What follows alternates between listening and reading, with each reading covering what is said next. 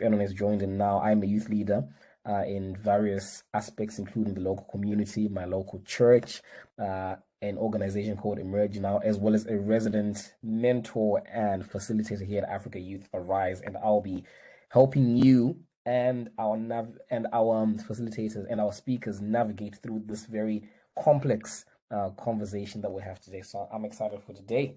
Over to you, Rumbi. Would you like to introduce yourself and welcome our delegates today? Yes, sure. Thank you, Benjamin. My name is Rumbi Mukoyi, and I am the founder and chief mentor at African Youth Arise. African Youth Arise is an organization that looks to empower, enrich, and enhance young people of African descent, mainly in Northamptonshire, but we do work across the country. COVID gave us that opportunity to actually engage with young people across the UK. So the reason why we're here today is really to raise awareness regarding the subjects of drugs, county lines, and gangs. And the reason for that, for me, it's a subject that's very close to my heart. I was talking to the panelists earlier. And I was saying, before I used to think that it wasn't our problem as an African community. When I landed here 20 years ago, I never thought this day I'll be talking about addressing an issue that is very prevalent within our community. And as someone who works with young people, I have seen some familiar faces or some familiar names being in the papers for the wrong reasons. I've seen families being torn apart because of the subject that we're talking about. I have seen a lot just going wrong. And my heart really bleeds when I see something like that. And I thought, actually, as a team, we've got a wide network that could, and the people in that network could potentially help us understand this very complex subject and really raise awareness and highlight some of those hidden signals that we can't, that we're not aware of, but also at the same time that we wouldn't have encountered. So I thought, actually, let's bring our network together and some stakeholders that have got a stake in the subject for us to explore. So that's the reason why we're here today. I'm especially conscious of the summer holidays. I find that our young people, as they are unoccupied during the summer, they tend to be very vulnerable. So I thought it was key for us to have that discussion right in the beginning of the summer holidays. So that's it from me now. I'll leave it to Benjamin. And if I'm required to, to make an input, I'll be happy to do so. But if you've got any questions that you do not want to ask sort of like publicly, please don't hesitate to private message me. I'll ask the question on your behalf. So thank you, Benjamin, and over to you. Yes, thank you very much, Rumbi. So I'm going to introduce our speakers very briefly, but what I'd like you to do for our delegates and our attendees today, if you can do me a favor, just introduce yourself in the chat. Tell us who you are and where you are joining in from, whatever city or town you're from, and also just type down your expectations for today in one word, what you're expecting from this session. So today we're going to have a great lineup of speakers. Firstly, we'll have Craig Pinkney, who is a criminologist and urban youth specialist, and he will explain furthermore what he does and his background. And we also have Nick Dube, or Pastor Nick Dube, who is a religious leader or pastor in the local community. He is also an author and mental health advocate for young people. And we also have Police Sergeant Ash McMahon from the North Local Youth Policing Area. Is it North or Northampton, Rumbi? It's not Northamptonshire. It's a mouthful. I know it's not Northamptonshire. Just to make it even trickier. It's a lot of north there. I'll just call it North Squared. And he's gonna be speaking alongside Police Sergeant Abdul Salique, also from the West Local Policing Area. And we're looking forward to your input and what you have to add to the great conversations. So, in the next 1 minute, just type in the chat where you're watching from. What are your expectations from today? As for me, I'm very excited to hear from these wonderful leaders and speakers. So, without wasting much time, I'm gonna take us to our first speaker, who is gonna be Craig Pinkney, just to take us through for the next few minutes on his presentation and his background and his knowledge around this area. And I think before he speaks, just to highlight my expectations from today, I think when we mention gangs and crime and counterlines and drugs, we see it with a very simplistic lens from what we've seen in the movies or what we hear from the news. But when you experience it yourself, you have a much deeper understanding. And I think it is important for us to highlight that gangs and counterlines and drugs and crime in general and the culture around crime is very complex. So one of the goals of today is to try and unpack the complexities around these issues and to try to add some knowledge, especially for parents and community leaders, on how you can better connect with your young people and understand your young people and how you can better protect them from the harms that come their way, especially during the summer period. So please welcome to the main stage Craig Pinkney as it takes us through his presentation. Over to you, Craig. Hello, sir.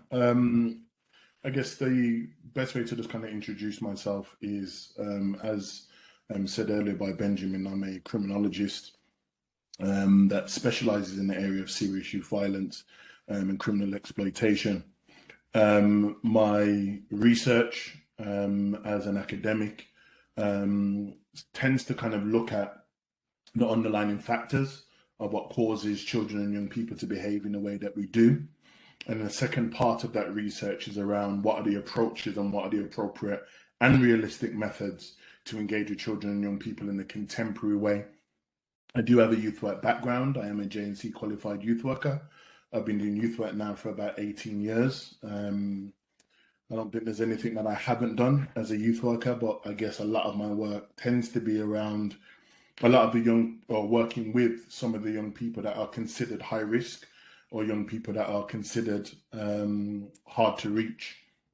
And it's through that learning really that brings me to my current research and my PhD that really looks at the underlying factors of why children and young people join the groups or gangs and labels in which we call it.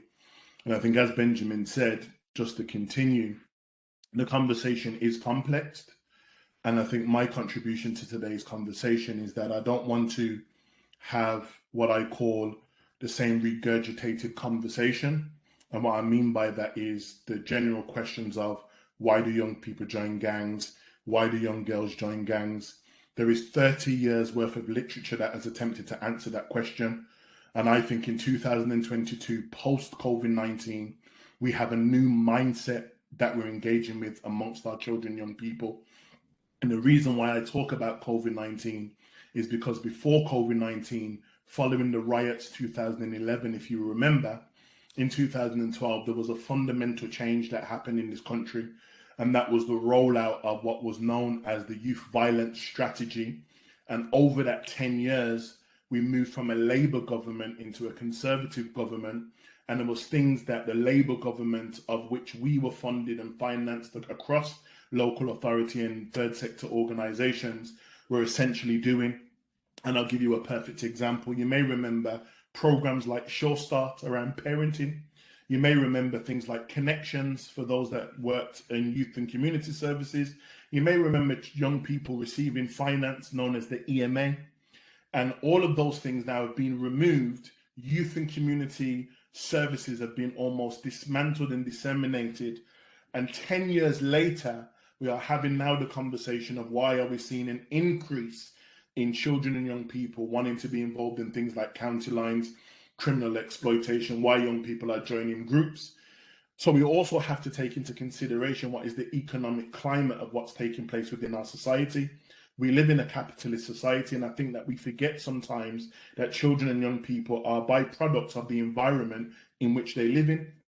So I'm under no surprise or illusion that in 2022, coming out of COVID-19, potentially in a recession, that more and more children and young people are going to want to engage in particular behaviors, which at the time may not understand the consequences of those particular behaviors. And then we have to have a conversation at some point about the drug markets. And if the drug markets are then fluctuating, where organized criminals are utilizing finance in a way in which they can keep profit because they're losing it because of the pandemic and because of things that happen in Brexit, then that means there's going to be more and more children and young people nationally potentially being exploited. And I think that these are where our conversation should go, because then it will enable us to have a better understanding of the landscape of what we're working with, and we're not just regurgitating a 30-year conversation of just the why.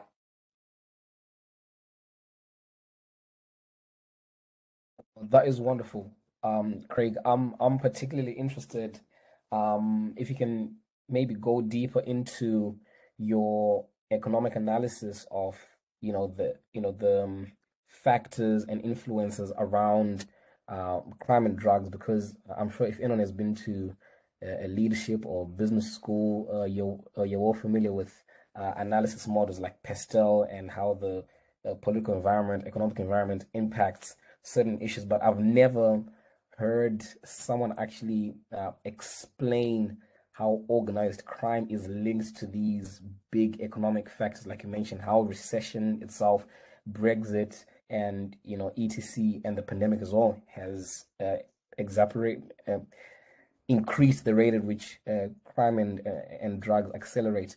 So could you just give us a deeper insight around that? I think it's particularly interesting, especially for people who lead organizations here, to understand that it's less of just an individual motive, but there's actually a systemic pressure and influence behind it. So could you tell us more about the systemic and So, bigger picture behind it? so without losing people in the room, I always try to speak in layman terms and try and speak as real as possible. But the easiest way to understand it is that we have organized criminal groups that function in different parts of our country, some of the cities in which we are from. And these are going to be individuals that are most likely involved in the import and export of Class A substances. We're talking about heroin, we're talking about cocaine, we're also talking about firearms, we're also talking about explosives. Now, what you tend to find to happen is that those individuals that are involved in the drug market at that particular level are not going to be the individuals that we essentially engage in.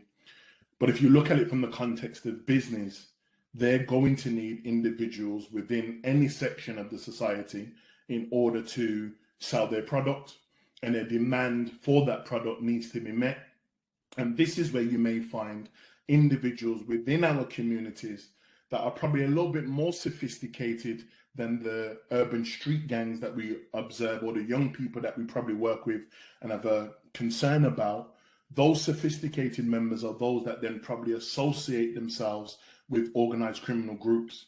So the young people in the community will call them the plug. These are the individuals that are the organizers. They're the wholesalers that are essentially involved.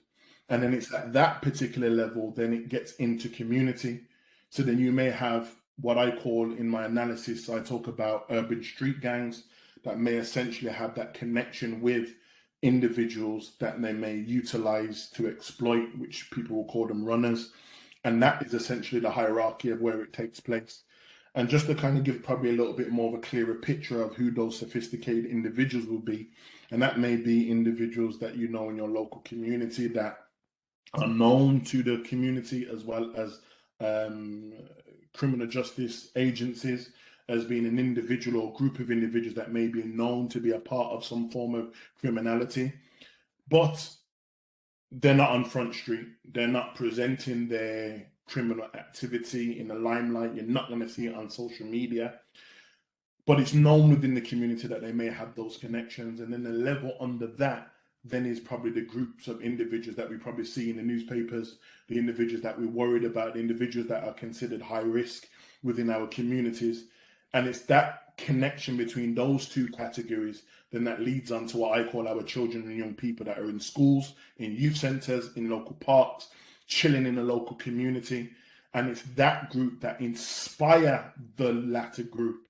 And then it's those individuals that then engage in particular behaviors, as you heard me say earlier, not understanding the consequence, but all of it is connected to those individuals at the top.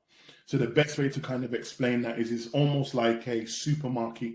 You've got your CEO of ASDA, and then you've got your managers, and then you've got your supervisors, and then you've got the people that work at the back stacking shelves. And a lot of our young people utilizing that analogy are essentially stacking shelves. But the problem is that when these young people engage in things like social media and then present this kind of idea and notion that they are the CEO, you have loads of young people that are taking risks thinking that they are going to be like the CEO, but in reality, they are just people that are collecting and stacking shelves. And it's that mindset and it's that idea that I think that is really important for us to understand, to then to start thinking about what then is the appropriate message, what is the appropriate approach and method in order to engage with those young people with that mindset in order for us to start to see change. Wonderful. And another question I have, so one of the key words on our agenda today is trying to explore and unpack the hidden signals. And I think people were so used to the overt appearance and expression of drug dealers, gang members, and etc. But I'm sure not every drug dealer or gangster appears the same way. So, what are some of the things we can look out for beyond the typical stereotype?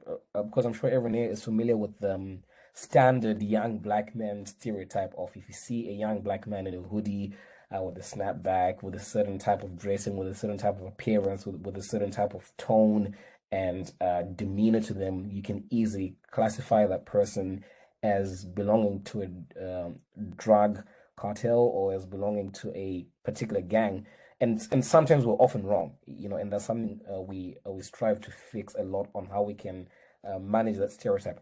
But I'm sure there are more young people who've been caught in these traps that don't necessarily fit the ideal mold or the appearance or stereotype that we have in our head. So how can we look beyond the stereotype and actually identify young people who need to be rescued from these gang and drug cultures, who may not at first sight appear as if they belong to a gang? I'm sure the young people who look very presentable, who are very articulate, but some way they find themselves in this trap. So how can we identify young people in need of help beyond the stereotype? Sure. You said quite a few things there, Benjamin. I think you forgot what you asked and what you ended with. And I'll try my best to kind of unpack some of the stuff that you said. And I think the first thing is when you talk about that stereotype, I think what we need to do as professionals and those that work in these particular spaces is we need to challenge our ignorance. I think that's first and foremost, because what you was talking about was youth culture. It wasn't gangs. It was youth culture. It only becomes gangs when there's an activity that is criminal. Yeah. And the problem is that when we utilize these words like gangs and gangster, it's racialized. So when we live in a racialized social structure of which racism exists, we utilize terminologies and we fixate on these terminologies and put people into categories of which most young people from all backgrounds essentially engage in. Because when I see footballers wear hoodies and wear the same clothes that young people wear in the community, they're not seen as gang members. So the question is then, why do we do that then? Yeah. And I think then it's also important that we then also as professionals don't reinforce those stereotypes through our discussions and conversations when we're talking about our young people.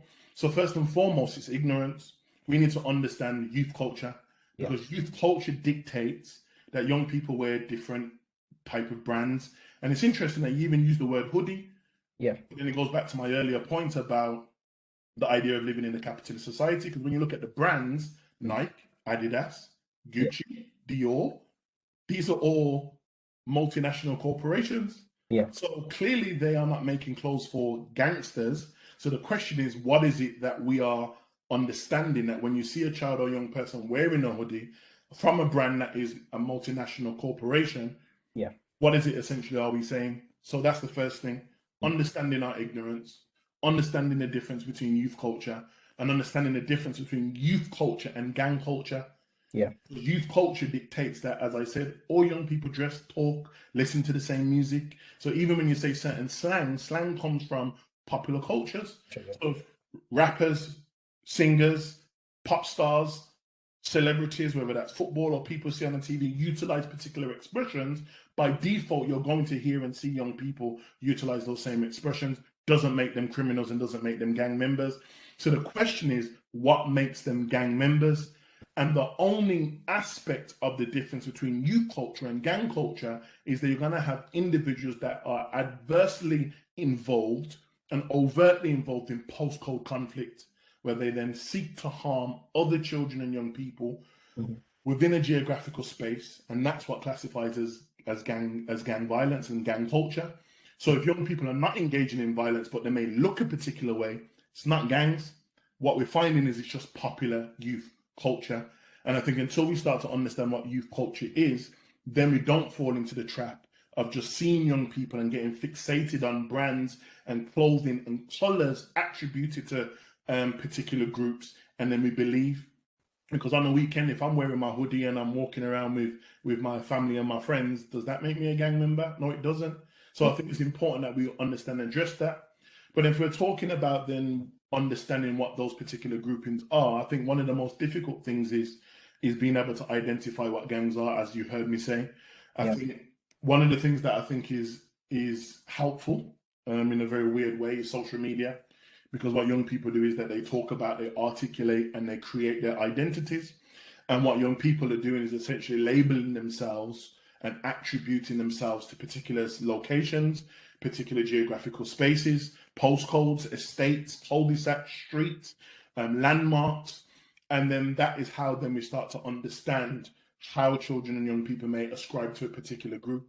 But I think there's also a critical conversation that needs to take place here before I allow any more questions.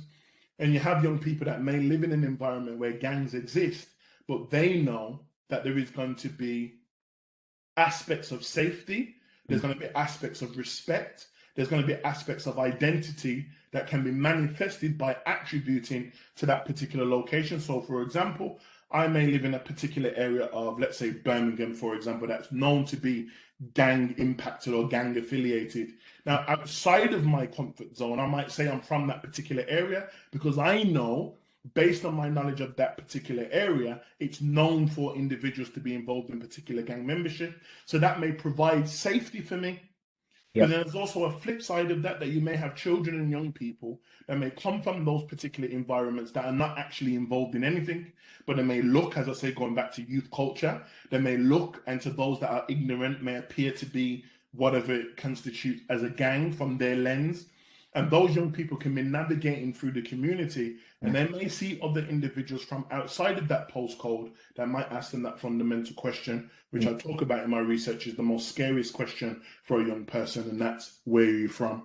And for some young people in certain parts of our society, it actually doesn't matter if you're involved or not. Those individuals sadly can become victims of violence solely on the basis of their geographical space. Wow. It was amazing. Another question I have is, and I think you alluded to this earlier on, and also recently when you've mentioned issues about safety, but I want you to maybe explore it a bit deeper.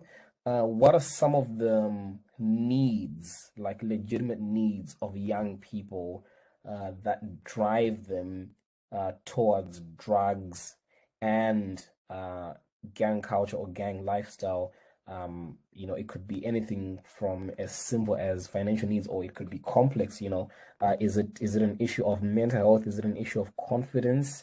What are some of the things that drive young people, especially things that, and I want you to speak to leaders and parents here on how they can mitigate some of those situations, because I feel like some of the things that young people enter into drugs and gangs for can actually be met either at home or within the local community or church. So how can we play our part in avoiding and stopping our young people to be needy to the extent of getting into circles they shouldn't be in? Okay, let me address the first part. Second time you've done this to me, Benjamin. Start with one question and then it changes, but it's all good. I'm going to start with the position that you presented first and foremost, was around the idea of need. So in my research, I utilize Maslow's hierarchy of needs for us to have this the most simple and easy way to understand it. Now, for those, I'm not going to bore you with any theory, but we all know that Maslow kind of argued that every human being needs 5 basic needs. We need to eat, we need to have basic safety, we need to have self-esteem, and it all builds to self-actualization. And I talk about this kind of idea about children and young people. If we in the society as adults don't fulfill the needs of children and young people, they're going to find and meet those needs in groups. Now, we don't have to use the word gang. You can use any kind of terminology that you want to use, even when we're talking about things like extremism and radicalization. It actually doesn't matter what group it is, it's who can provide the need. So if you go back to what I said earlier on about the fact that over the last 10 years, since the riots 2011, there's been some fundamental politically and social shifts within our society around our political agendas, around our resourcing around these issues, and also the severing of youth and community services. 10 years later, COVID-19 essentially has happened. And from the research, what is that spoke about the fact that children and young people have issues around their mental health. More children and young people are taking more risks. You may remember there was a period of time when children and young people were out of school for a long period of time. Some young people were engaging in things like social highs, taking pills like Xanax, smoking weed, drinking lean, and loads of different things were taking place at that particular period. So coming out of the pandemic, when I utilize that Maslow's hierarchy of needs again, we have to ask those fundamental questions. If we go back to the point about capitalist societies, and if young people need to have money in their pocket, bearing in mind we've severed all of the initiatives nationally around funding young people, the apprenticeships that are out there are not oftentimes fit for purpose. So young people need money in their pocket. So if we as adults can't find ways, and professionals, to find ways to get young people into an entrepreneur mindset, then what's going to happen is the needs are going to be met by external groups. And that then becomes possibly their local street gang. That may be somebody that they meet online. That may be somebody that they're talking to from another country that's inspiring them and telling them that they can come to the country and be a part of whatever fights that these ideological driven groups are engaged in. So then you've also got the safety need. So you've got individuals that want to be safe within their environment and community. And let's just be totally honest, with all of the stuff that's going on in our society right now, to be 13, 14, 15, 16, 17 years old is very difficult in this country right now.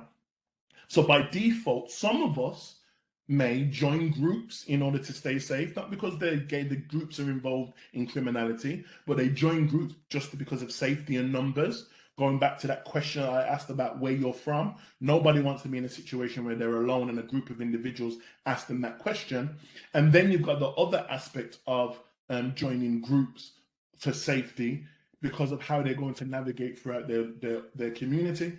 So when we then start looking at the pecking order of the needs from Maslow hierarchy needs, we have to ask the fundamental question, are our children and young people needs being met? But what I will say is that I think there's three categories that we do really well. Looking at Maslow's hierarchy needs, so if I look at, let's say, a 12-year timeline, despite the shifts that I just mentioned politically, despite the shifts socially, despite the fact that police services and criminal justice services have been slashed left, right, and centre, and there's this massive expectation for them to be able to do all of the society's problems, I still think that organisations and families are still able to ensure that their children and young people have the opportunity to shape and mould their moral compass. I do believe that despite what's going on within our society right now, with all of the challenges, we're very good at enabling young people to belong. We're very good at enabling young people to see their aspirations and reach for those particular aspirations.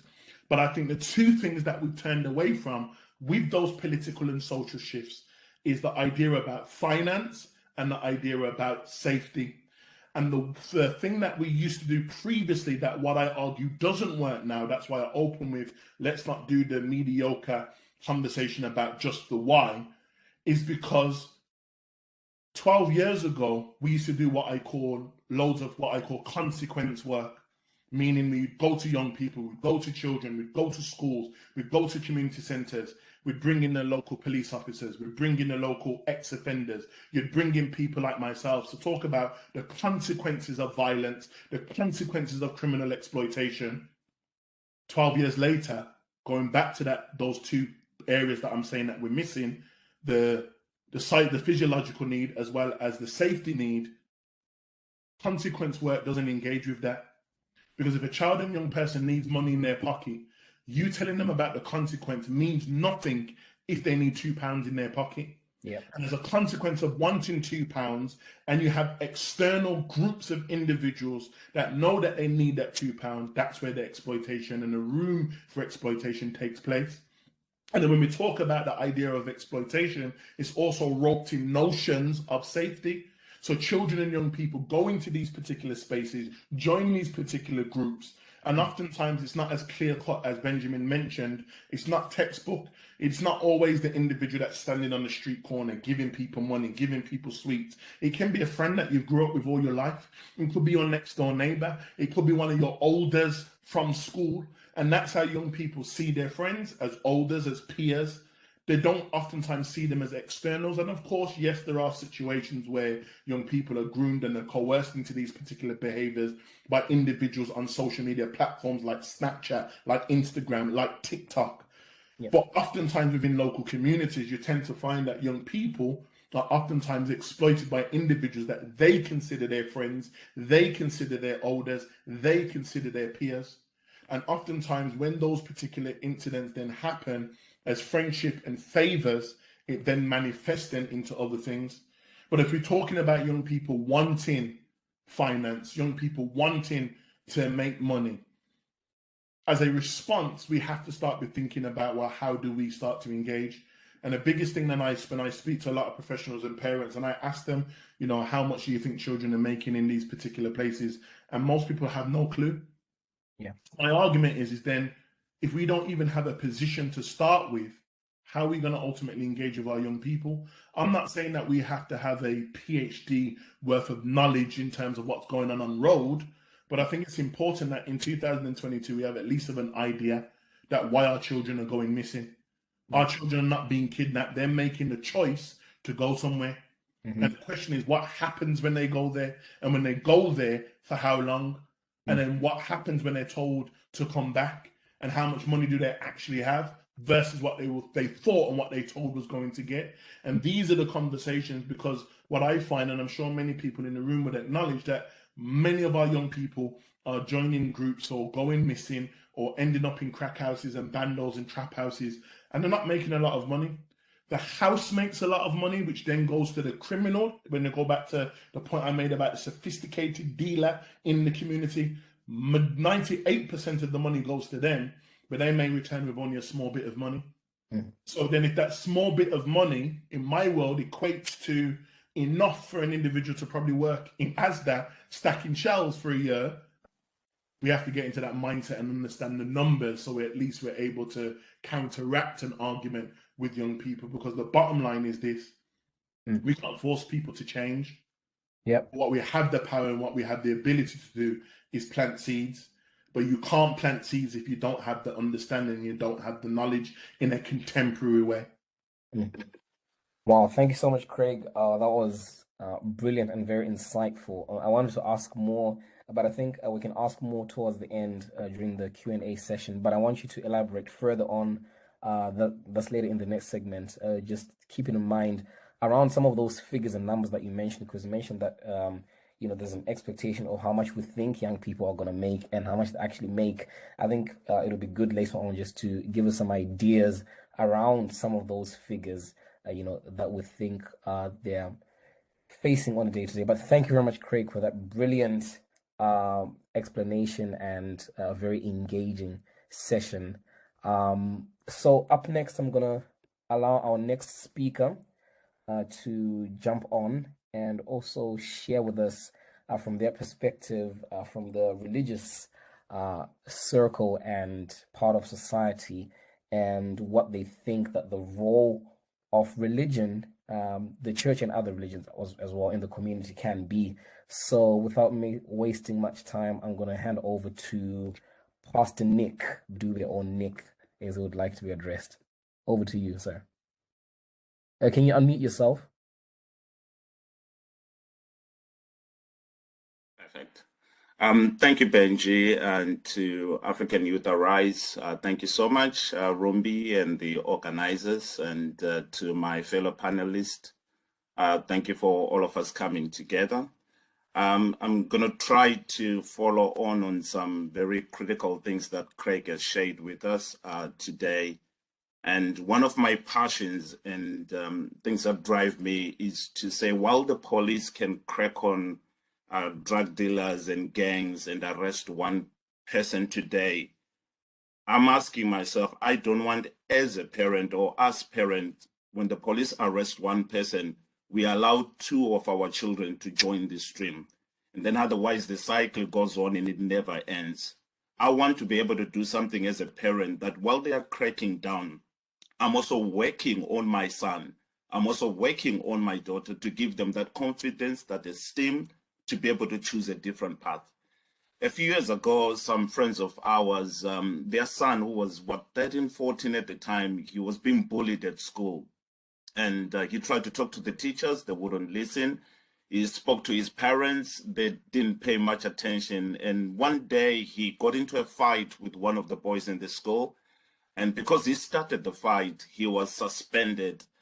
And as you can imagine, the parents were angry with him, frustrated, disappointed. And they expressed that, very strongly. And during the time, I think he was off school for a week or whatever, he began to hang around with some of the older boys in the community. And before you know it, they introduced him to older guys in the community that were involved in gangs and drugs. And slowly he started bringing in home some money, some clothing, and some things that his parents didn't even give him. And his father, who also is African like myself, reacted in the African strong way that we know best. Actually physically beat up the boy. And because what he was expressing was a disappointment instead of engaging with an understanding of what led you to this. And sadly, for me, what breaks my heart with the situation was that the young man was from the mom or the wife's previous marriage. And as a result of the father's reaction, or the stepfather in this case, that marriage in itself collapsed. And so I was troubled by that. And following that, there were many incidences, of young people and parents. And growing up in the church, I began to ask myself as a parent and as a church leader, what is that gap and that void that as parents, especially coming from my African culture and as religious people, we are not addressing? And like it was said earlier by Rumbi and many others, I mean, the church plays a critical role because many, over 90% of especially people from the African community go to church for help, for support, for fellowship, for belonging. But what I discovered, maybe let me just share 2, 3 things. I will stop here and there for Benji to jump in so that I'm not just speaking for the whole 15 minutes. But I discovered a few things that I believed were gaps, or rather 3 key things that I want to share with us this evening. Number 1 was the denial. Number 2 was the overreaction. And number 3 is what I would want to call maybe the way forward. The denial that I found was there was this cultural sort of disconnect and denial, especially from an African parent point of view. Many of them say, oh, my child is an A student. Oh, I know my kid, they wouldn't do that as long as they're doing well in school. They sort of like I don't want to call it an ignorance, but a denial that these things, they are immune to these things. They're not going to do drugs. My son is not going to get involved in gangs. I know my child. And in many cases, many have been disappointed. And I also discovered it in church, that church wasn't talking about it. Many of our children get dragged into church every Sunday, so to speak, and they sit in the pews and just watch adults do their thing. And there's very little conversations and engagement in addressing some of these things that they are dealing with. And they are dealing with these things. And so that is what really drove me. And I began to talk to young people. And it was painful to hear 9, 10-year-olds and 7-year-olds who are still at primary school telling you that when I come home, my mom and dad are just asking me how was school. But they are not understanding me that other than maths and science and history and geography, I'm dealing with the pressure of being bullied, the pressure to look like someone else, image pressure, body issues pressure, to have money, to have clothes. I'm dealing with self-esteem things. you know. And so other than just how we school, parents were missing the question, how are you doing as a person? How are you doing in your mindset, in your attitude into those things? And I began to see that as a gap in talking to young people, that, you know, also there was just a pressure of like, oh, just do well, go to school, get a university degree, and that will just answer everything. But every day young people were being dragged into this kind of situation. And so I've been working, I work with Benji in Image, in Image now. We have gone into a few churches in challenging the leaders in the churches in creating forums and conversations for young people to begin to address some of these things. Let me just point out two things and then I'll pause for a little bit. The things that I discovered, two things. Number one, image and belonging is everything to young people. Craig mentioned some of the things. If you really got deeper, the drive to a gang, to drugs, to behavior, deep down, a young person, just like you mentioned on Maslow's hierarchy of needs, is this sense of self, is this sense of who am I? So if as a parent and as a community, we don't answer that question, somebody once said, if you don't know where you are going, any road will take you there. And so if we don't help define that sense of identity, that sense of who I am, social media, gangs, and other negative influences will shape that thing. I always ask myself, my son is 12 years old, and he just started secondary. He's in year 7, going into year 8 as schools open in September, October, somewhere there. And he's already presenting challenging things. And I'm asking myself, if I am not shaping who he is becoming, who am I leaving that role to? Otherwise, I'm going to be sitting in the office, in the police station with our fellow officers, trying to answer those things that I did not take care of, that I just ignored and just only concentrated on him getting a good education. So it's helping understand for parents to get that image is everything. Image, the need to belong, the need to be loved, the need to be accepted, it drives young people so much. And also understanding the power of social media. Let me just say this quick story and then I'll pause for Benji to throw in anything, and then maybe I'll just wrap it up with a couple of more things. A few years ago in America, I think a young guy called Kobe Person, you can look up his videos. He did an experiment with the consent of parents, of course, in befriending 9, 10, 11, 12-year-old kids on social media and pretending to be a boyfriend. And he would actually say, I'll come and pick you up. We can meet, you know, in such and such a place. To the surprise of many parents who said, oh no, my 12-year-old is not going to engage. He's not going to answer. He's not going to talk to a stranger. They all answered him. He actually, with the parents sitting in the car park, he knocked on several doors. Young girls as young as 10 opened the door, expecting to meet another 10-year-old. And many parents were shocked to say, well, I thought my child wouldn't do this, wouldn't engage in this.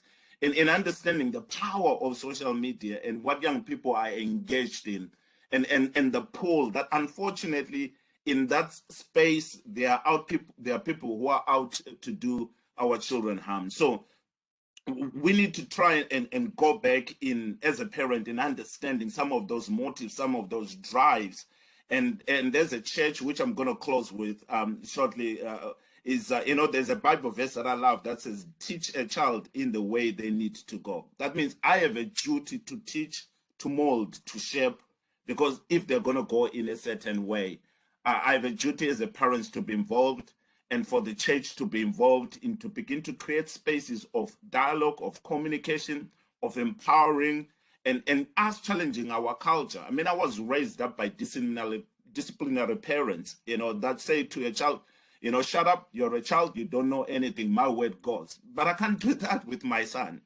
I've got to engage with his mental health, what he's thinking, what's affecting him, you know, and just allow him to speak and develop a relationship. If I don't want him to end up as in the cells of the police as one of the statistics that the country is dealing with. I'll just allow Benji to come in and yeah. Wonderful. Thank you, Pastor Nick. That was brilliant. I think just one question, I'll ask sort of 2, 3 questions in one.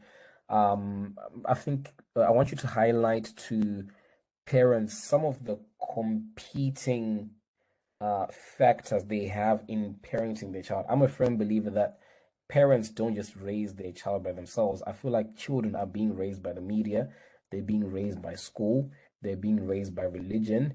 And so if you look at a young person's 24 hours, right, they spend 5 to 8 hours at school. And then they come home, maybe there's only 3 to 4 maximum hours that you have of engagement between parents and children. So how can parents maximize those few hours they have in a day with the young people? And I know you like alluded to it in being more personal and engaging. How are you? But can you just explain further and give examples of how you engage with your children beyond the school, beyond the books? How are you able to forge those relationships outside of the disciplinarian and dad? I think it sounds simple to many, but for some parents, they may find it a struggle because they were not raised in that environment. So it's hard. If I grew up with a disciplinarian father who I know in my country we used to say that once the dad comes back at home, kids, you literally run away from the lounge and you go to your rooms. There was no engagement. So for parents who've never had such a parenting style expressed or demonstrated for them, could you share with us 1 or 2 or 3 tips on how they can actually begin to have meaningful and engaging conversations with their children? Thank you. I think for me, the first thing is starting with us acknowledging and understanding times have changed. Where we grew up, or when we grew up as parents or people that are older.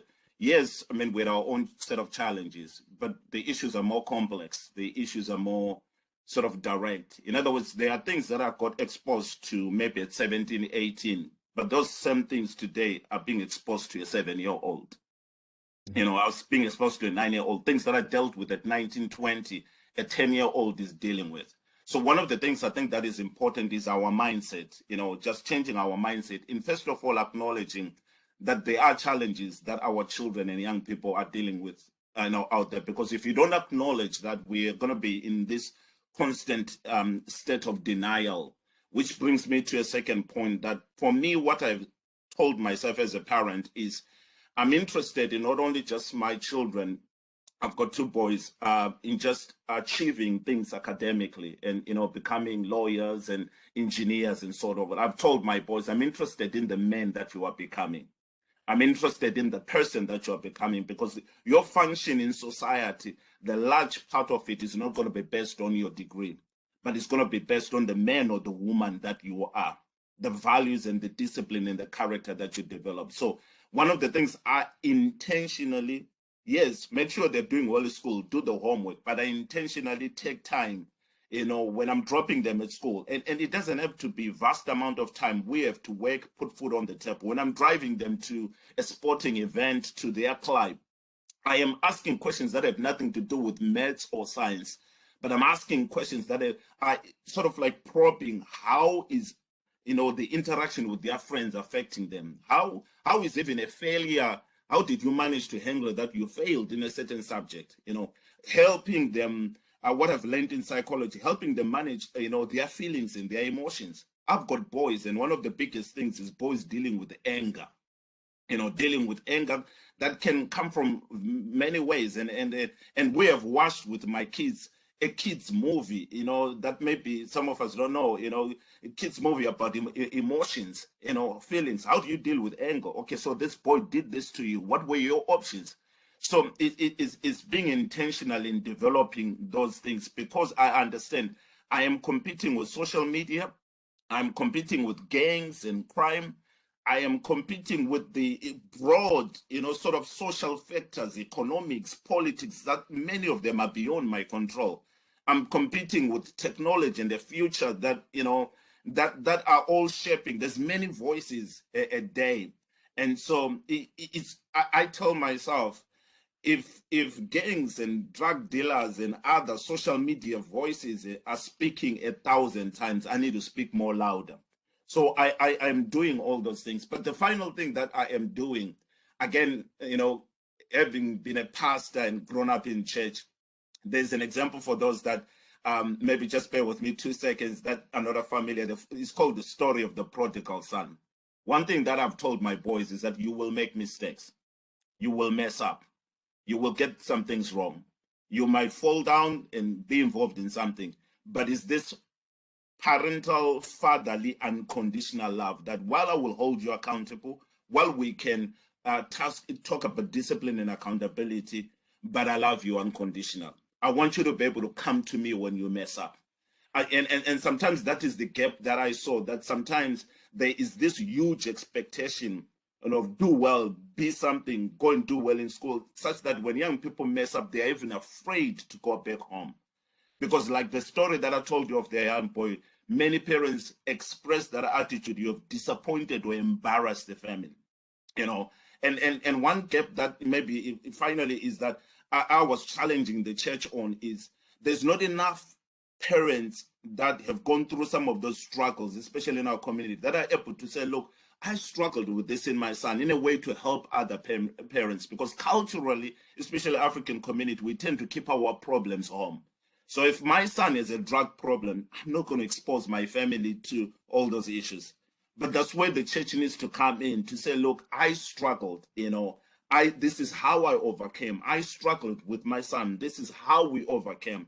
And it will give comfort, it will give support and direction to many young people that are struggling, because there is this pressure to be perfect, to get everything right, that is forcing many not to talk when they fall in trouble.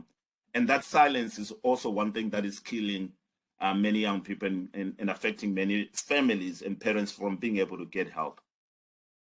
Thank you very much, Pastor Nick. That was brilliant. That was amazing. And as I conclude from where you've left off, I think Pastor Nick has some incredible ability to read my mind, because I was going to close off that segment challenging and posing a question to all the parents here, especially the fathers, if there are any fathers here of young Black African men. I want you to ask yourself, when was the last time, if ever, you have said to your son or your daughter, I love you? You know, because I firmly believe that some of the emotional needs and sense of belonging and sense of identity and sense of affirmation also drive young people into these areas and circles that we don't want them to, you know, that we don't want them to end up in. So I feel the simple expression of love verbally, and even through action, can go a long way in, you know, in building the self-esteem of young people and enhancing their mental health and confidence. So that's just a rhetorical question for everyone here to ponder on, especially for your parent. When was the last time, or have you ever told your children that I love you? You know, I want to tell you to make it a consistent affirmation, you know, not just the words I love you, but any other words of affirmation to build your young people's self-esteem. I think it goes a long way in strengthening their identity. But thank you very much, Pastor Nick. That was brilliant. And just a reminder to all our delegates and attendees here, please feel free to post your questions in the chat and save them for later. We have a Q&A segment coming up, but just if you might forget, just keep them in the chat, keep them you know, handy on your notes, and also just interact. I can see some wonderful comments in the chat there. So this is brilliant. So let's keep engaging. I'm going to hand over this next segment to two wonderful gentlemen here. These are Police Sergeants, Police Sergeant Ash McMahon and Police Sergeant Abdul Salique. I hope I pronounced it right, Abdul. Did I pronounce it right? Yes. Oh, wonderful. So over to you, gentlemen, and looking forward to what you have to share. Cheers. After you, Abdul. So I'm Sergeant Abdul Salique. I work in the priority area in Northampton, and the priority area is Springborough's Mounts. It's the areas that that so happen to be the most deprived areas in our town, and also the areas that have the highest crime rates. To understand some of the issues that our community face, we have to, I believe, understand what the picture is like on the ground in our communities right now. We recently stopped a drug user, so a Class A drug user, and he told us in Northampton we have 50 drug lines, at least 50 drug lines. So that these are, you know, phone lines that people will ring to order crack cocaine and heroin. So that's how big a problem we do have on our area. And because we've got such a high demand of drugs like crack cocaine and heroin, we've got these organized criminals needing to recruit more younger people. So we've got that, we'll call them the groomers, so they're actively going out recruiting children from every community, not just the black community, African community, the Asian community, even white British. Their ideal target is young white British females because they feel like they'd be less likely to be stop searched and so on. And all of this is exacerbated by the lack of youth clubs that we've got in the area, amongst many other things, which is just resulting in children, falling prey to these groomers and joining gangs and county lines and local lines, whatever you want to call them, these drug lines. So I think that's one of the biggest issue we are facing. It's real, it's here. These drug lines do exist. We probably all see them every day on our commutes to and from work, when we're enjoying our weekends in our houses. We would probably see it out of our own windows. So from that, I'm just going to move on to how, as parents, we can contribute, to counteract our children getting involved in my opinion, anyway, involved in these, gangs and county lines. One of the key things that I'd like to raise is missing people, and I know we've touched on it earlier. When your child goes missing, report it. It shouldn't be seen as taboo, or what would the community think if my child's gone missing, my son's gone missing, and then that tends to leave people not reporting it, the police not being aware of what their child might be involved in. An example that I can give of this recently was within the Bangladeshi community. A parent reported a 14-year-old child missing, which doesn't happen often. That immediately spread like wildfire within sort of social media groups. Everyone was looking for this child, and it soon came out.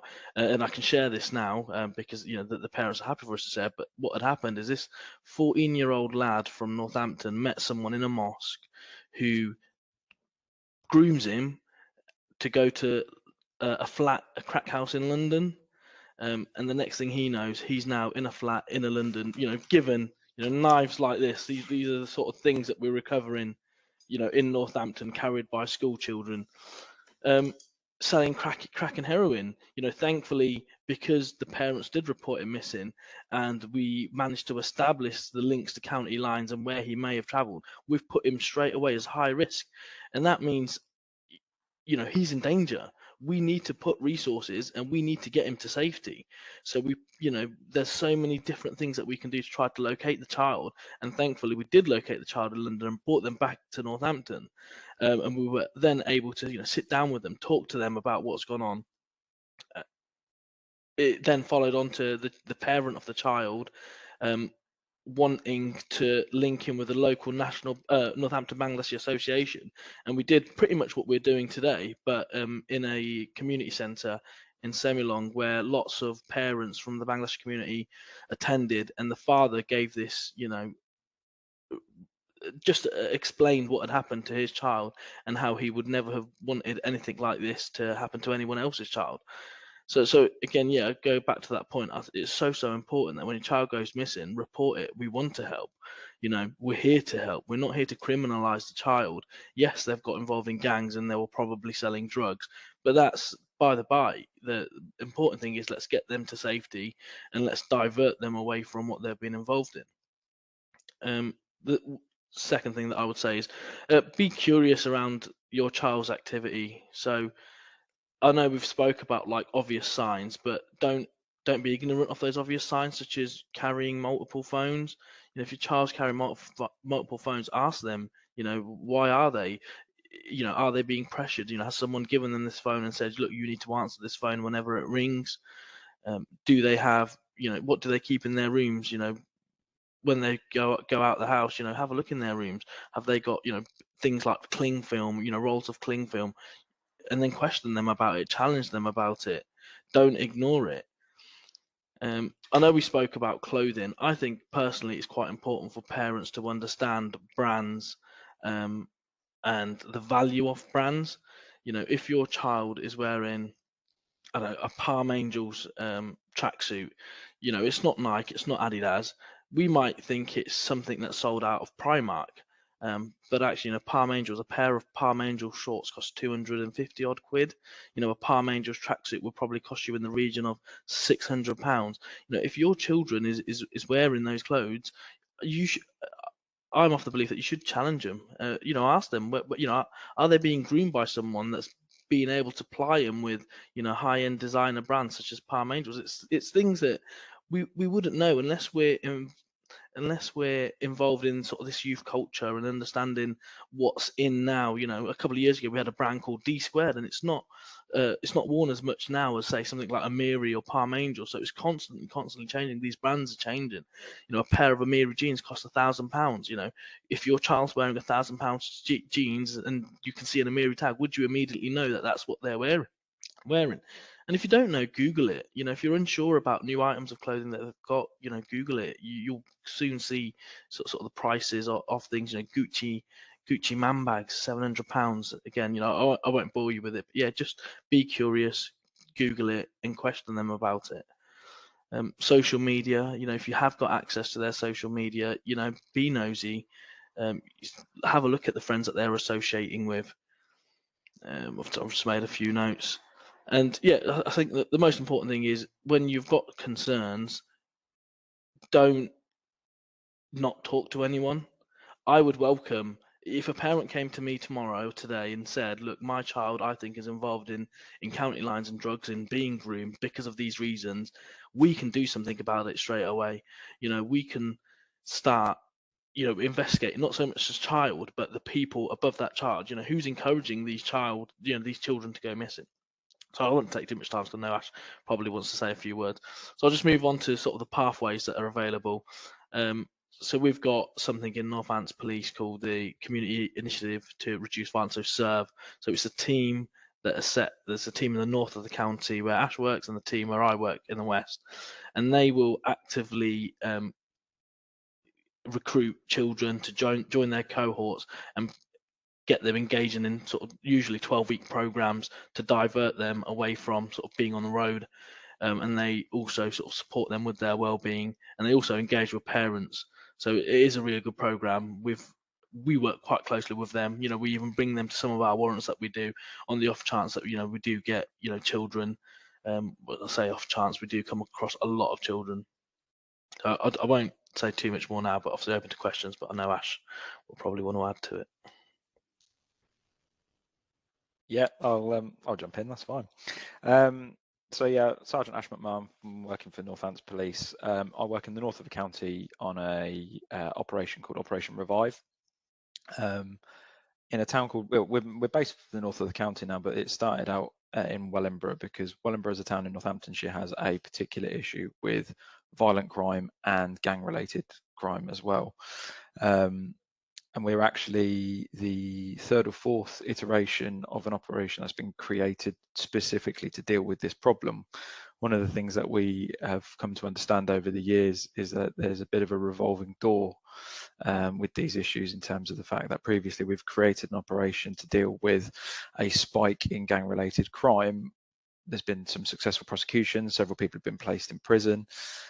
The operation then gets dismantled, and then before you know it, the next line of people have either come out of prison to take over the territory, or members in the family of the people that we have sent to prison have stepped up to take over the mantle of those that have been put in prison so far.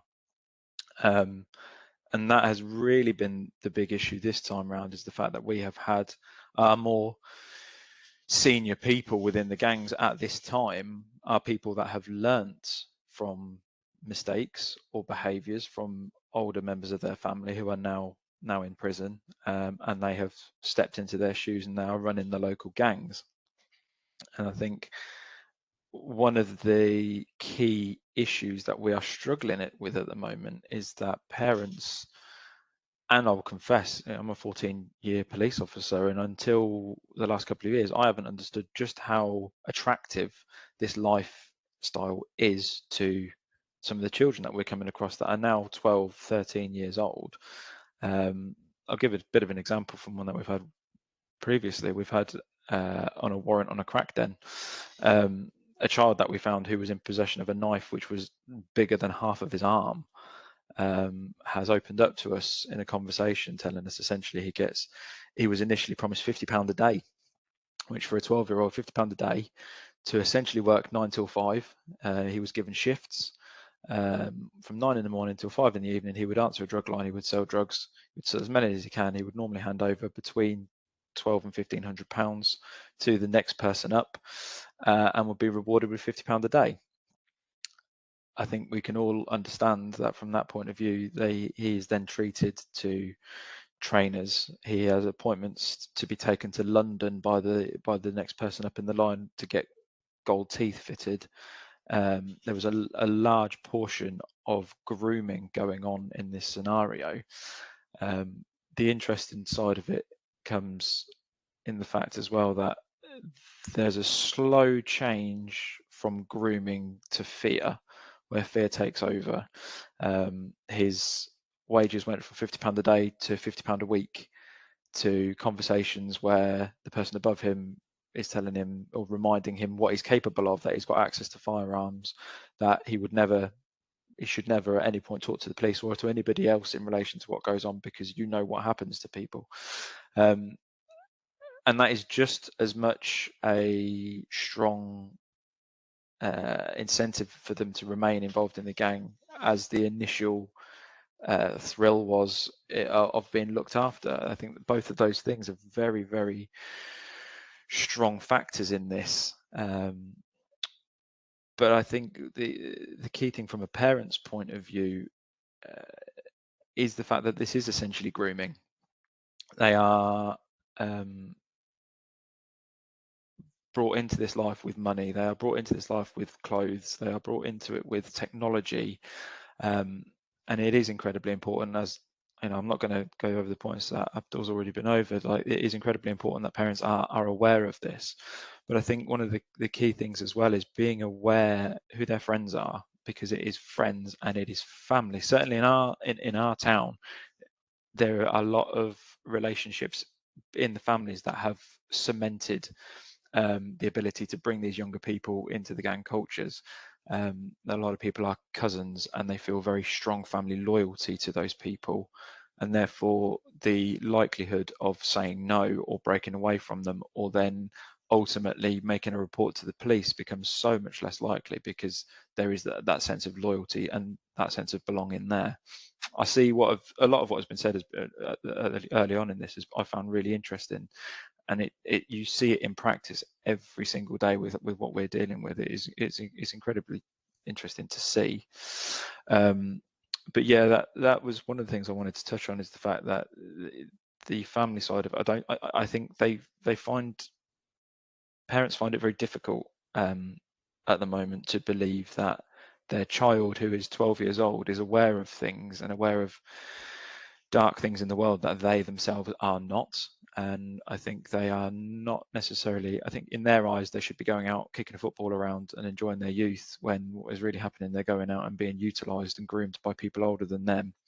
And I think just wanted to touch on the people that are one or two rungs up in these organisations, although they are themselves 20, 21, they are incredibly well switched on, and they are well aware of societal trends. They're aware of what stereotypes are in place, and they will actively look to employ people and bring people in that do not match the stereotypes, because it takes time for people to leave a stereotype behind, and therefore in that time frame they've utilized somebody for 3-6 months selling drugs and being involved in the gang cultures.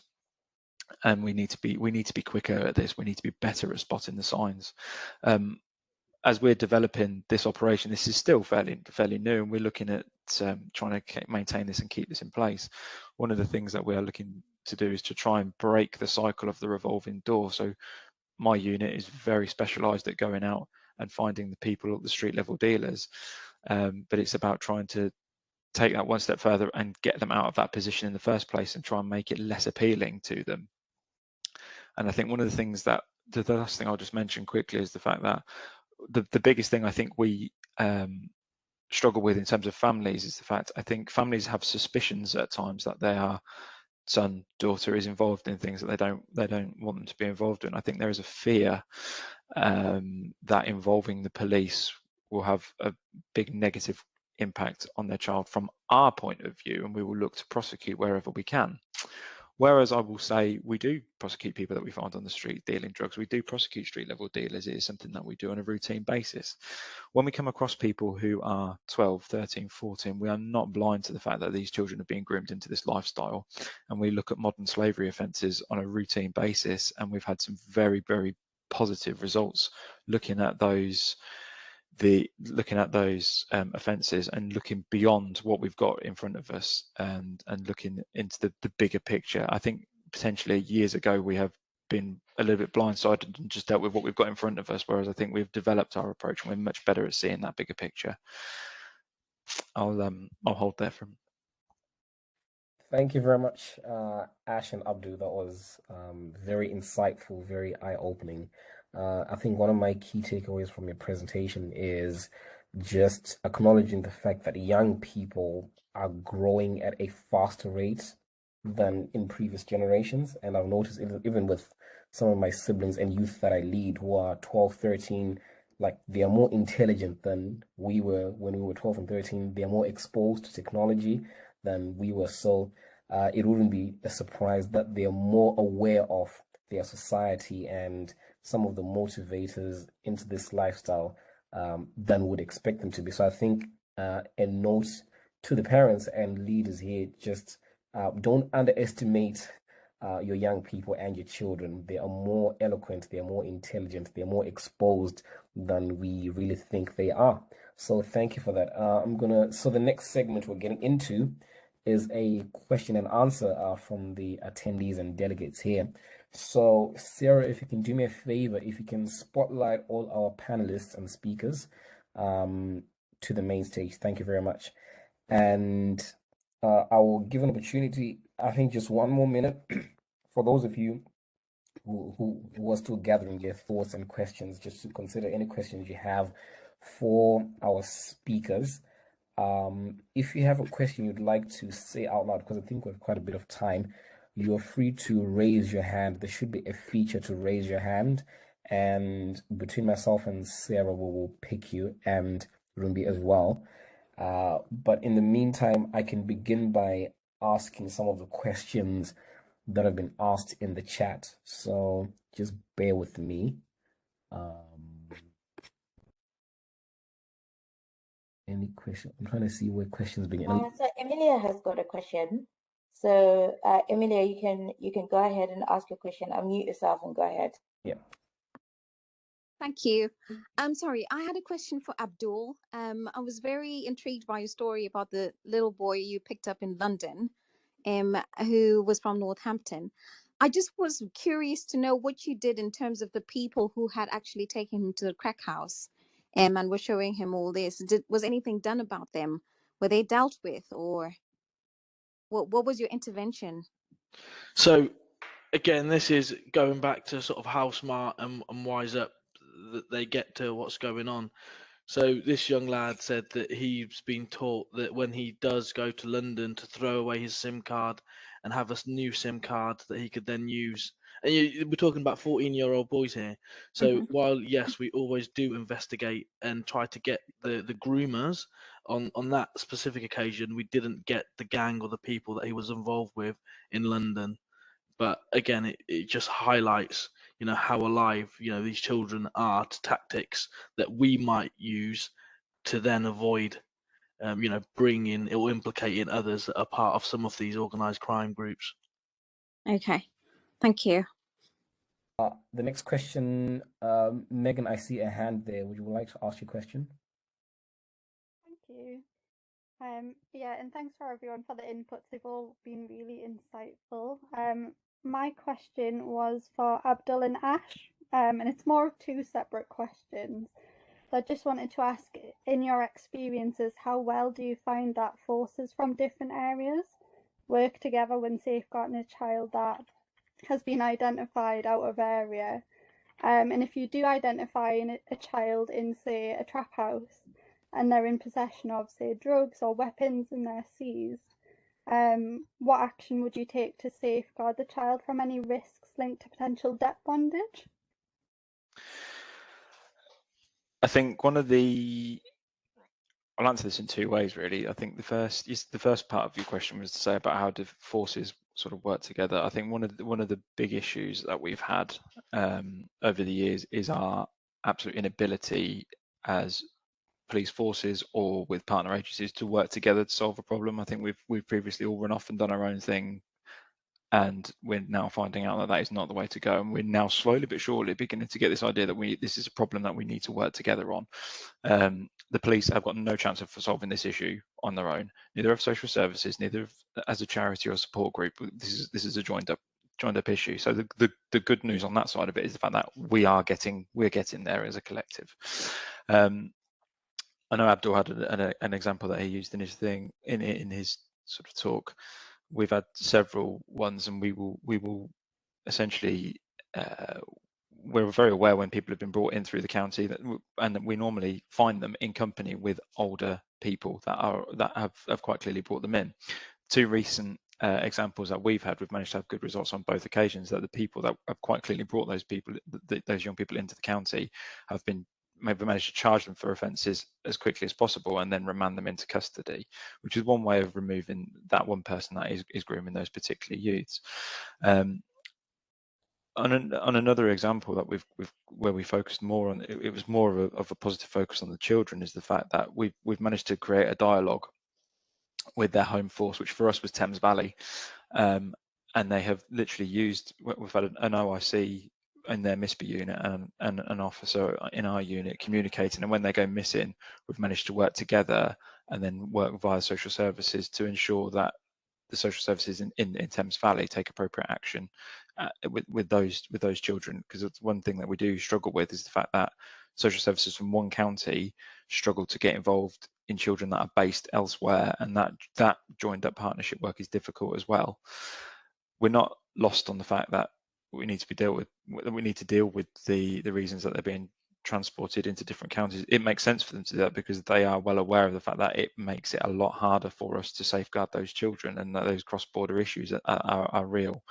But it's one of those things that we're doing the best that we can in terms of liaising with social services from their original area. We take children into police protective custody, and we work with social services in multiple areas to try and make sure that those children are put in the best place possible. And again, I think it's ensuring that all of us are aware of those issues, and it's not a case of we've picked this child up for the first time, this must be the first time that he's been dealt with, when he's been going missing for months in an area that is literally 30 miles across our border. So yeah, I don't know if that has actually answered your question. It's essentially it's difficult, but it's a developing process, and we're just getting better at communicating. But where possible, we will also look to remove the immediate, if we can find the immediate adult or find the immediate person who has quite clearly been the groomer in that circumstance, we will look to put them in a position where they can't continue that action by remanding them in custody wherever possible. It's not always easy, but that's the approach that we tend to take. Abdul, I don't know if you've got anything to add to that, mate. No, that's very helpful. Thanks, Ash. Yeah, no, nothing further for me to add on that. Great. Thank you. A question that we have in the chat from, is it Corinne or Corinne? I hope I'm pronouncing it right, Corinne. She said, sadly, the conversations up and down the country repeatedly show that not only are children being let down, so are parents and wider community. We appoint public servants, i.e. government ministers, to provide resources to protect us. Are we being failed? Quite an interesting question. I know Craig alluded earlier on to, the role of the system in addressing these issues. Craig, would you like to answer that in a nutshell in 2 minutes? And also, Pastor Nick, from your perspective as a parent and as a leader in the community and pastor, how would you feel the government is doing around these issues? So Craig, then Pastor Nick. I think I said it in my last point, in terms of the kind of analysis of responding to a lot of these issues. I don't see it as a state of emergency yet. And I think partly is because of the political sphere and the ambitions of whatever political party is in a position of power and influence. And I think one of the things that I always talk about in my work, and I think the World Health Organization has said this many times before, is that these issues that we're talking about are so complex and nuanced. They are considered a public health situation. And I think until we kind of look at serious youth violence, the increase of criminal exploitation of children and young people, sexual exploitation, extremism, and radicalization, until we start to look at it through a lens of public health, we will forever be utilizing resources that put plasters on wounds, that doesn't attempt to look at the deep rooted factors of why children and young people find themselves in these particular situations. And then the point that I'm making is, if there isn't a push to do that, then that may mean that it's not necessarily about funding and about finance. It may be about whether it's the concern of the people. And sadly, when you look at particular communities across the society that seem to be adversely impacted compared to somebody else, the outcomes for specific children and young people from specific communities are diabolical. And how many reports do we need to read? How many serious case reviews do we need to read to highlight the fact that we are in a situation where our children are dying? And I think opening a couple of youth centres, doing a couple of youth work sessions, putting some police on the road is not going to solve the problem, which is what Ash was talking about. It has to be a collective, and it has to be a strategic and structured way that's also academically driven, and how we engage with that. So we've seen examples from what Glasgow have done in terms of using a public health model to respond to these issues. They looked at Chicago and Baltimore and New York that utilize public health models to respond to these issues. But that means then we have to take maybe a 7 to 15 year plan and responding to these issues. So whilst we've still got a March to March or April to April mindset in terms of outcomes that need to be delivered over 12 months or over 18 months, we're not going to be able to engage with the problem. And I'll give a perfect example. It was only 3 weeks ago, where a child, I'm sure you watch the national news, a 16-year-old child got murdered here in Birmingham. And after the murder, then mysteriously the local authority found another £2 million to fund organisations on the ground to support the police in reducing issues around violence.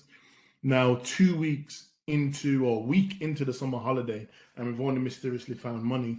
This should have been considered last November, last October, last summer, but it's taken for another death for people to throw money and, as I said, put plasters on wounds, but not seek to just look at the deep-rooted issue. And the reality is, if we actually took out a 7 to 15-year plan, for example, we would actually save much more money over 20 years, as opposed to sporadic spending. And sporadic spending is emotive, because we see something that happens, a child gets exploited, a young person ends up out of county, a young person ends up in child secure and residential, and everybody's just throwing money at it thinking it's going to solve the problem. And I think we need to develop a little bit more of a tailored approach, which goes back to the last question when I said, when one of our, I think it was one of our colleagues or parents asked the question about what's taking place. And the reality is everybody's in survival mode. Everybody is in the state of firefighting. So there is no space for strategic thinking. There is no space for critical thinking. There is no space for productivity. And until we get to that place where we actually can sit back and say, with all of the entities that we have across each region responding to these issues, can we create a plan that is 1 year, 2 year, 3 years, 6 years in order to respond to these issues? And I believe that is probably a better shot, as opposed to trying to change a whole national problem, when I think that we need to probably look more regionally. Thank you, Craig. Thank you very much. Yeah, I mean, my contribution is picking up on what Craig just said, and what he said earlier on, on what can we do in the community. My experience, as we've talked around churches and different stakeholders, is that if we really wait for the system, so to speak, we're going to wait forever, and it's going to cost another child and another child. And my passion and challenge in talking to parents and church leaders is to take ownership of these things. I mean, we are parents. I don't have to wait for my child or my neighbor to be involved in something, to be killed or to be exploited. You know, just the second you are a parent, you have work to do to engage other parents, to have the church leaders and other community leaders begin to think in that can concern, to say, what can we do? And there are serious gaps between the system, you know, and things on the ground. There are serious gaps between the government systems and funding and the church on one side. I felt also they have the ear or the influence of many families that go to that local churches, but in many aspects, the church in itself is disengaged from any government efforts, if there are any, or in seeking to challenge or open up new opportunities. But I think, like I said, what Craig said, I mean, I look at it as it starts with me, it starts with you, it starts with me and you coming together and us challenging together in our community, in our church organization, to say, we have these children. We don't want them to be another statistics a month from now, a year from now. How can we begin to develop? And the government will catch us along the way. Systems and resources, if they do come, they will catch us along the way. But I think if we were to act, we act now, you know, and begin to put together, be it programs, be it support, be it training. And what I'm glad about this forum is that we can call on each other, say, you know, hey, Officer Ashley, hey, Craig, come over this side. You know, I'm working in a church and this community, and I think if we can have that interaction, that networking, we can begin to do a lot of grassroots movement, you know, that I think will make a huge difference. But there is a gap, and we can't certainly wait. I mean, the future of young people is at serious stake, you know, and drug dealers are not sitting and waiting for systems or government. They're planning on the next child to exploit, and we can't wait. Thank you very much, Pastor Nick. Rumbi, I see your hand, and I know you had two questions in the chat. Do you want to address those two questions that you raised? That's fine. Tammy can go, actually. She's been raising her hand for some time. I'll go after Tammy, thanks. Yeah, cheers. Thank you. I am a frontline social worker in Norfolk. I work in a team that's been to work with young people who are at risk of exploitation. And so I suppose my question was towards the police, really. So I find that sometimes the issues that I face with my young people is in relation to them going missing. And often we know where that young person is at a particular home or in a certain area. And the response that we get from the police is that if we know where that person is, they can't be reported as missing. And I think that's a challenge that I'm facing, in particular with one of my young people at the moment, is that they often go to their friend's home, and we know they're not necessarily safe there because of the risk of exploitation and the incidents that happen when they're there. But if there's nothing specific happening at that point, the police don't have the powers to be able to do anything about it. And I think we then face kind of a battle then with parents, because as part of the safety plan, we're asking parents to report their children as missing, that then they're not being reported as missing on a police system, because in the eyes of the police, we know where they are. So I suppose my question was just to kind of find out from different localities, really, and from your area, if that's any different and what kind of response you would give. I'd like to think that that's different in Northants, and that's not how we operate. Obviously, I don't work 24/7, so I can't guarantee that that is not what always happens. When a child is reported missing, we should be highlighted around all the risks and concerns. So, you know, we would do a risk assessment. We would be asking those questions, and if we're not, you know, tell us, be upfront, say, look, yeah, we think they might be at this house, but we think they're there because that's a trap house, or that they're involved in someone that we think is exploiting them. In those scenarios, they would be a missing person, and we would be deploying to those addresses to safeguard the child. We do have powers. We have police protection powers, so we can take them into our custody, and then ring social services. You know, we can hold them for, you know, up to 72 hours. So there are things that we would do. Yeah, I'd certainly like to think that we wouldn't ignore them if you say that we knew where they are. I think we've had as well over the last sort of 2 years or so, we've had a bit of a restructure in terms of how we designate risk on missing people, and there's a train of thought for us now is the fact that as soon as you are a child and you've gone missing, unless it is part of regular behaviour and we specifically know every single element of that risk, you're treated as high risk by Northamptonshire Police, because as soon as there's a list of unknowns and we do not know where that risk is coming from, we'll treat it as high risk until we get a clearer picture. There is always a list of people who are regularly going missing, who are not involved in gangs, not involved in violence. They just don't want to be at home. That comes under a different category. But then also, like I said, a lot of the time, as soon as there's any question marks over that, and as soon as there's that risk of grooming or exploitation in that respect, it's always treated as something high risk and of something of high importance for us, because I think we've been very good at communicating, certainly internally over the past few years, that is an opportunity that we cannot afford to miss.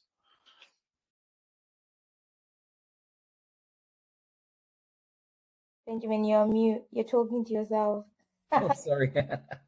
I'll fall in victim. Thank you very much, Ash and Abdul, for your responses. So we're running short and pressed for time. I know we've got a couple of questions from Rumbi and Hallam. Rumbi is okay. Can I have everyone's consent to extend just by 5 minutes to allow Hallam to ask his question? Are you guys okay if we extend just by 5 minutes?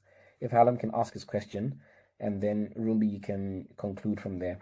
Sorry, rather than ask a question, I was just going to try and give a tiny little bit of input on the last question that was made myself, and just say that I think a massive problem that we see is sort of like a disconnect in youth work that's being done in regards to people being so far removed that they don't know what's going on. And that, you know, the term hard to reach is used a lot. And my question is, are they hard to reach because of where they're standing or where we're standing? I think that we take an approach which is, we call it formal work delivered informally. It's like medicine with the sugar. You've got to be able to have a young person want to listen to you. If they're a money motivated young person and you're not making money, you're a broke youth worker, they're going to look at you as a waste man. Like, that's the reality of it. And that's not saying that everyone needs to be a super entrepreneur youth worker, but there's certain people that should be doing certain work in certain roles that can engage certain young people.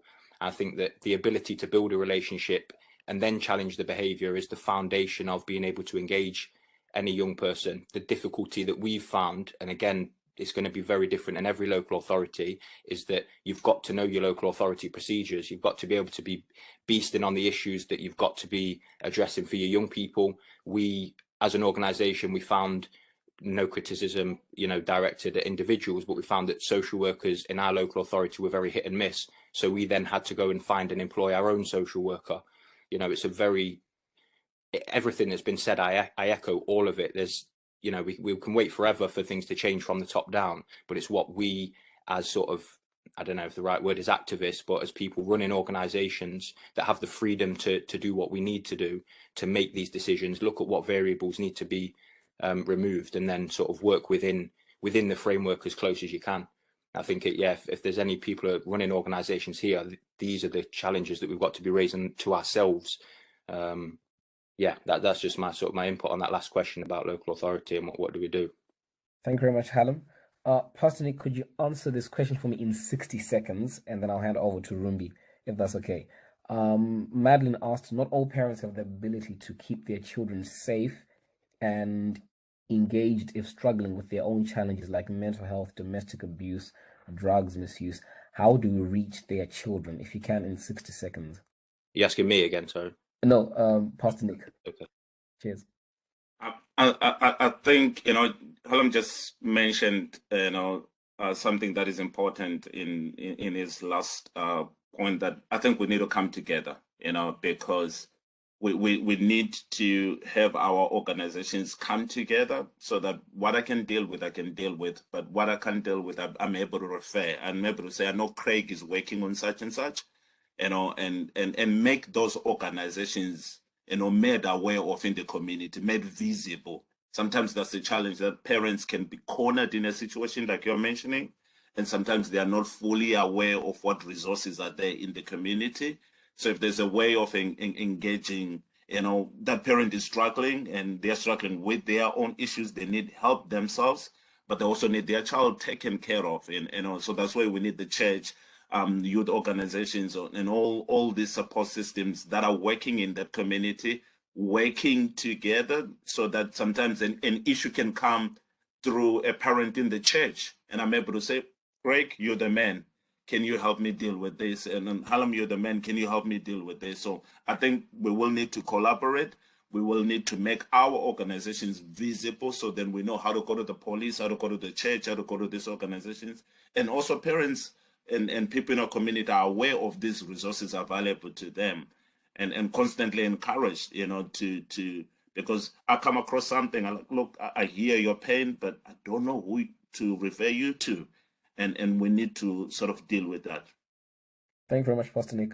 Rumbi, over to you. I know you had your two questions. I don't know if you're going to address them, but in the last 3 to 5 minutes, you can conclude for us. And yeah, absolutely. I also received a question in the Q&A in terms of maybe a comment and a question at the same time. Sometimes involving police only makes the situation worse for a child's family, i.e. the family becoming a target by the gang. And this makes it really difficult to handle. And I think it was linked to my question as well, in terms of what is the support that is in place for the whole family that have been impacted. So it's not just about a young person going missing and then coming back. The stats tell us that this will reoccur. So what can we put in place? And in terms of the police, what are some of the pathways? I think from when I'm talking to the community, these are some of their concerns, that what do we do when the situation happened for the first time? What's next? How long are they protected for, even if there's protection? So yeah, we just need to understand, and where do we go after someone, they're back, but then what? So I think this question is to Ash and Abdul, really. From when, it's very difficult. If we're talking one missing episode and there's some concerns, then we can sit down and we can have conversations with the families and conversations with parents in terms of to talk about disturbing behaviours and things like that. And then we've always, for example, I know Abdul mentioned it earlier, we've got our charity SERVE, which stands for Community Initiative to Reduce Violence. So as soon as there's concerns in terms of gangs and stuff like that, we've got the ability to refer you to that website, and we can refer them to come out and speak to young people. I would imagine, and this is a very big assumption, but I would imagine most forces have some form of department in that line, because of knife crime being such a big issue throughout the UK. I would imagine most forces have things like that. From our point of view, if you're a young person who's come under our notice, within our operation, we work very closely with social services, and we will trigger strategy meetings in relation to certain young people, and then that brings in housing and things like that. So if you're quite far down the line, for example, and there is a significant risk that for whatever reason a young person is at risk from members of a gang, we will assist you in terms of target hardening your address, making your property more secure, but we'll then work with housing to move all the way up to relocating a family either within the same town or out of a town or out of an area. Some more extreme examples there, but we've got quite without taking up too much time, we've got quite a broad spectrum of, when we are working together, we've got quite a broad spectrum of options and opportunities there. But it is very difficult from one missing episode. It's very difficult to offer a broad spectrum of options, because we don't know exactly what we're dealing with necessarily with one missing episode. But we will always take that time to offer that advice out, and we've always got our partner agency and SERVE and things like that to come and have those conversations. That's not a problem. And like I said, from Northant's point of view, you, even based on one missing episode, you wouldn't be denied that. If there was concerns, we would like to nip those in the bud as quickly as possible. Great, thank you, Ash. And another question in the Q&A is, so this is to Ash and Abdul, would you advocate a program for young people to joining the police cadets? And I will add, also looking at the relationship between the Black youth or young people within our community and the police. That's just another one. And does it happen in part of your country? So does it happen in Northamptonshire? Yeah, Abdul, I'll let you answer because I'm guessing you have more of an input with the cadets than I do. We do have a cadets set up here, and they do routinely work with us and our neighbourhood team. I would encourage people to join if they've got interest. If young people have got interest in joining the cadets, I would say, do it. We even have them come out with us on occasions, and we'll do door knocks down streets. We'll get people to sign up to things like neighbourhood alerts. So I would certainly encourage that. Sorry, there was another part to your question. I can't remember what you said now. I think I was talking about the relationship between the police and Black youths, especially from my community, in terms of the relationship isn't there.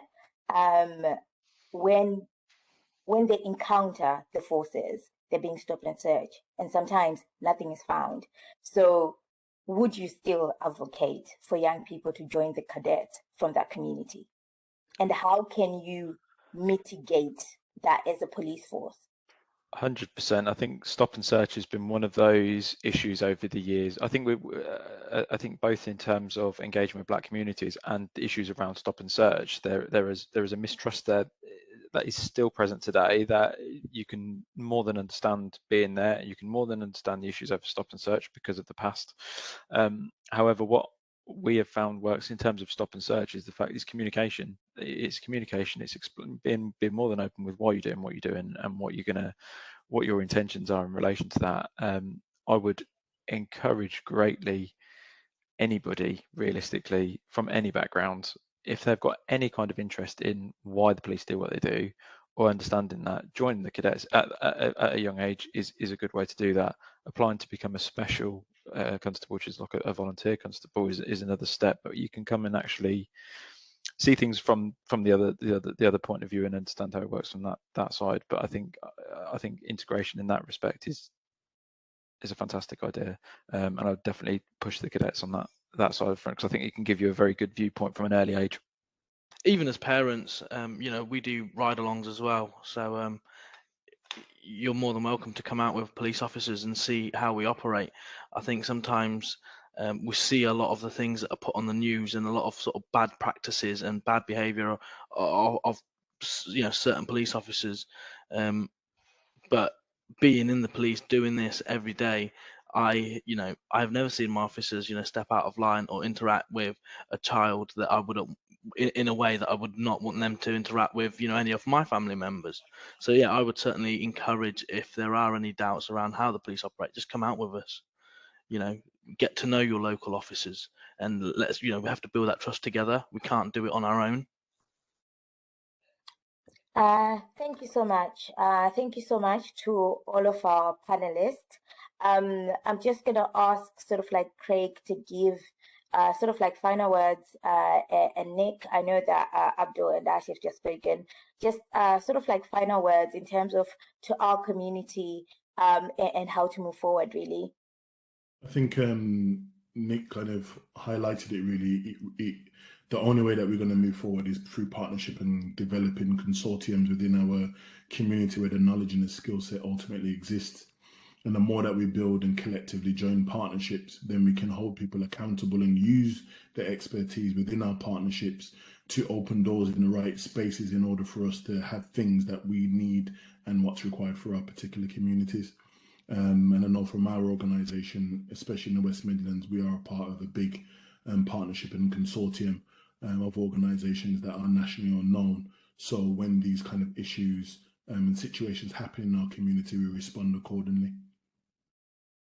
Thank you, Craig, and to you, Pastor Nick. Then we will close. Thank you. I suppose my biggest encouragement is to parents directly, and listening, or that are going to listen later, to sort of take a sort of a change in how we engage with our children, and realize that all these things that are happening and that have happened to other children, there is no child that is immune to any of these challenges, and to take that intentional day-to-day in building self-esteem, in looking after our kids and watching after things, because if we're not doing that, then we're going to be arguing things at a national level to which we have no control. Do what you can at home, build, be intentional, and and trust God to do the rest, but do your part. and let's talk about it in the church, in organizations. Let's talk about these things because they are real and they're affecting our children every day. Thank you. Thank you very much. I just want to say thank you to all the panelists. Thank you for all the organizations that have come together for us to move this conversation forward. We would like to get some feedback from you, those that can. I know that we've overrun. Apologies about that. But I think, let's get together in terms of, let's contact each other in terms of organization, parents, for us to actually have a continuous conversation. This was just the scratch of the surface. And as you could see that the panelists had so much information to provide us with. But I think what I just want to say that as parents, let's stay alert, let's be aware and really connect with our young people. And as organization, we do our part. So thank you very much. I look forward to our next discussion, hopefully in the next sort of like 2 months. But we'll put our details in the chat for those that want to really create that consortium. We can then get together and start moving forward, things forward at the grassroots level. So thank you to our resident facilitator. Thank you for taking your time to really navigate this very complex and difficult discussion. Good night, everyone. Thank you. Good night, everyone. Thank you very much.